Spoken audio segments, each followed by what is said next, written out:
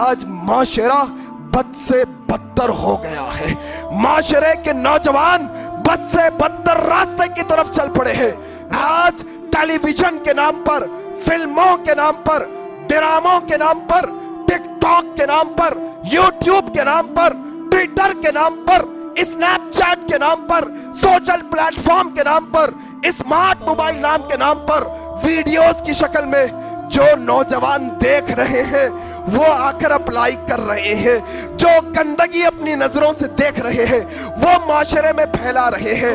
الیوم نختم علی افواہہم، پھر قیامت کے دن بندے کی زبان پر مہر لگا دی جائے گی، بندے کے گلے سے آواز نہیں نکلے گی. پھر کیا ہوگا؟ وَتُكَلِّمُنَا بِأَيْدِيهِمْ، پھر اس کے ہاتھ بات کریں گے. یہ ہاتھ گواہی دیں گے، پھر یہ آنکھیں گواہی دیں گی، پھر یہ کان گواہی دیں گے، پھر یہ پیر گواہی دیں گے. ہمارے جسم کا ایک ایک حصہ جو دنیا کا کوئی شخص نہیں جانتا، وَتُكَلِّمُنَا بِأَيْدِيهِمْ، قید روز محشر رب تعالی ہمارے اعضاء سے گواہی دلائے گا. پھر بھاگنے کی کوئی گنجائش نہیں.